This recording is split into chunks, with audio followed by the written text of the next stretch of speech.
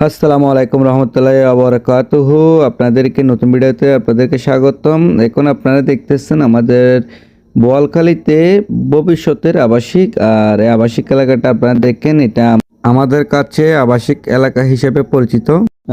দেখেন এই যে রাস্তা দিয়ে এটা এখন বর্তমান দরপাড়াতে পড়ছে, আর দরপাড়া থেকে যাবে হচ্ছে কি মুজাহিদ চৌধুরী পাড়াতে।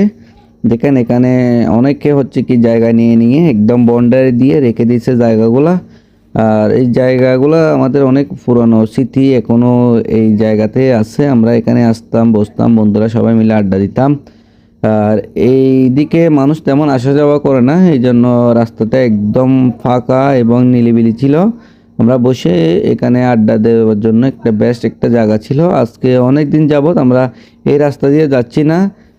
দেখেন দুই পাশে হচ্ছে কি অনেক ক্ষেত খামার, এগুলা দেখতে অনেক ভালো লাগে। আর দূরে যেগুলা দেখতেছেন ওই দূরে হচ্ছে কি একটা ইটের ভাটা ছিল। এটা অনেক দিন যাবত হচ্ছে কি এটা বন্ধ, অনেক বছর হয়ে গেছে এটা মানে বন্ধ করে দিছে।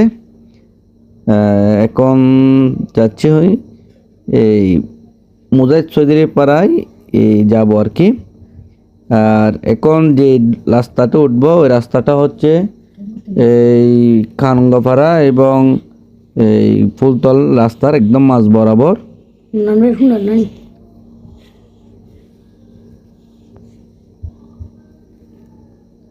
এগুলো এখন ঘর বাড়ি বানাইছে আর কি। রাস্তার বেহাল দশা, রাস্তা কাজ সম্পূর্ণ হয় নাই, কতটুক বাকি ছিল আর কি, এগুলো বাকি আছে।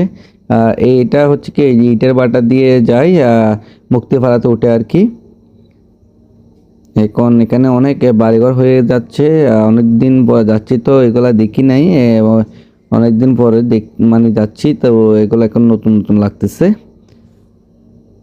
এখানে বললাম না, এখানে আমরা আগে আসতাম তখন এই বাড়িঘর এগুলো দেখি নাই। এখন যতই বছর যাচ্ছে ততই নতুন নতুন বিল্ডিং উঠতেছে, এগুলা দেখতেছে আর কি। দেখেন অনেক সুন্দর জায়গা এবং এরিয়াটা অনেক সুন্দর, অনেক একদম জনশূন্য বললে চলে, তেমন মানুষজন দেখা যাচ্ছে না। আর সামনে হচ্ছে কি একটা মাদ্রাসা আছে।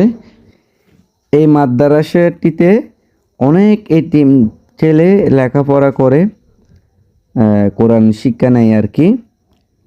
এটা একটি হেফজখানা ও এতিমখানা। আর আমি একটু ব্যস্ততার কারণে আমি আপনাদেরকে মাদ্রাসার নামটা বলতে তো পারতেছি না।